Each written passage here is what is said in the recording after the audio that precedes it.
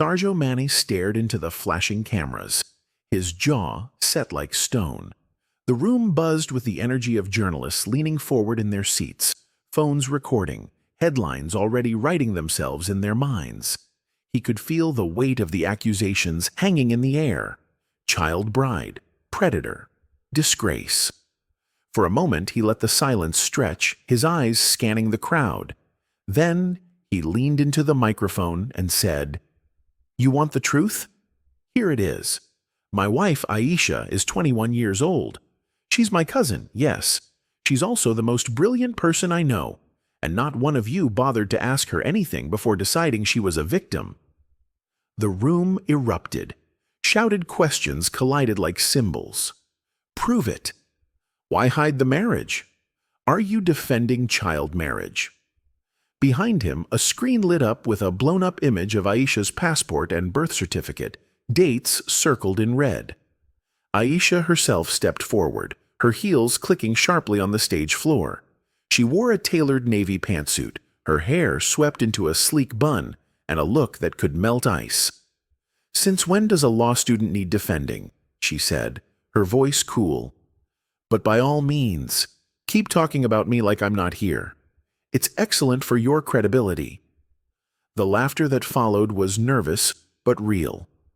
Sarjo's agent had warned him this press conference could backfire. "People love outrage," he'd said. "You're feeding the beast." But Sarjo had insisted. This wasn't just about clearing his name. It was about pulling the rug out from under every lazy assumption the world had made about him, his marriage, and his culture.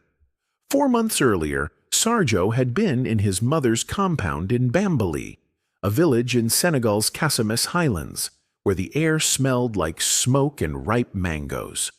His mother, Binta, had always been the backbone of their family, tough, devout, and fiercely protective of their traditions. When she'd first suggested he marry Aisha, his childhood cousin, he'd laughed. "Mama, I'm a Premier League player. People will say it's backward." Binta had fixed him with a stare that could wither grass. "And what do you care what strangers think? Aisha is family. She knows your blood, your history.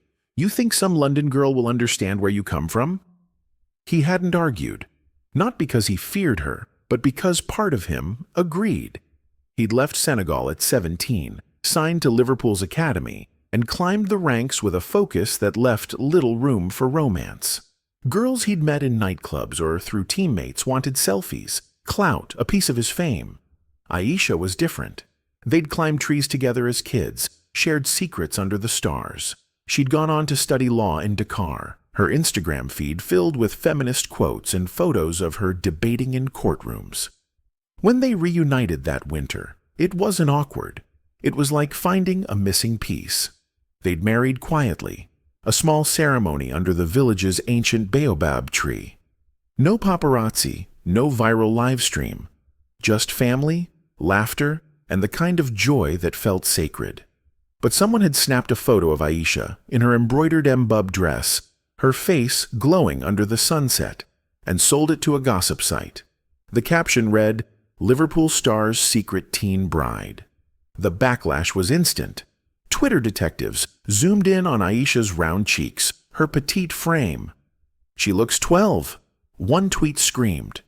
A hashtag, #OurAgeCheckSarjo, trended for days. Pundits called for Liverpool to drop him. Sponsorship emails dried up. Even his teammates tiptoed around him, unsure what to believe. The worst part wasn't the lies. It was watching Aisha absorb them. She'd sit cross-legged on their bed in Liverpool, scrolling through comments, her mouth a tight line. "This one says I must be traumatized," she'd say, snorting. "Another thinks you kidnapped me. Should I post my university ID? My thesis?" Sarjo wanted to burn it all down. But Aisha, ever the strategist, handed him a notepad. "Write down every lie. We'll answer them one by one." The press conference shifted the tide, but not enough. News outlets ran segments dissecting their marriage. Cultural relativism or crime, a panelist argued. Then a breakthrough. Aisha went on a popular Senegalese talk show, speaking in Wolof, her words fiery. "Since when do Europeans get to define our marriages?" she said. "I chose Sarjo. I chose my family. And I'm using my law degree to fight actual child marriage, not your fantasy drama." Clips of her speech went viral in Senegal first, then globally. Support poured in from African feminists, scholars, even football stars like Sarjo Manneh, who tweeted, "Respect our sisters." Aisha speaks. But Sarjo knew optics weren't enough. "We have to show them," he told Aisha one night, pacing their living room. "Not just talk." 2 weeks later, they launched the Roots Forward Foundation. Sarjo poured his endorsement money into building schools in rural Senegal, focusing on girls' education. Aisha designed legal workshops to teach villages about national marriage laws. "If we want traditions to survive," she told a crowd in her hometown, "they need to respect all of us. No girl should be a bride before she's ready." Sarjo, meanwhile, organized football camps. Boys and girls trained together, competing for scholarships. At the first camp, a 13-year-old girl named Fatou nutmegged him twice. "You're a menace," he yelled, grinning as the kids roared. The video hit 10 million views. The comment section flooded with apology emojis and fire hearts. Back in Liverpool, his football became a weapon. He played angrier, faster, as if every goal was a middle finger to the gossip. After a Champions League match where he scored twice, a reporter asked, "Does the criticism fuel you?" Sarjo wiped sweat from his brow. "The only thing that fuels me is knowing my wife is smarter than all of you combined." Aisha, watching from the VIP box, face-palmed theatrically. The clip became a gif.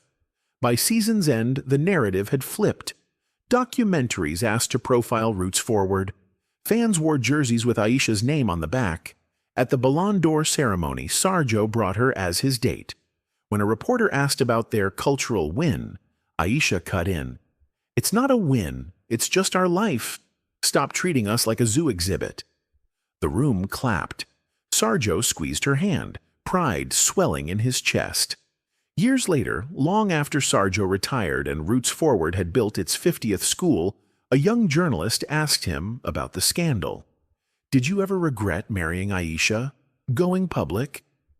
Sarjo glanced at his wife, now a high-profile lawyer arguing cases at the African court on human and people's rights.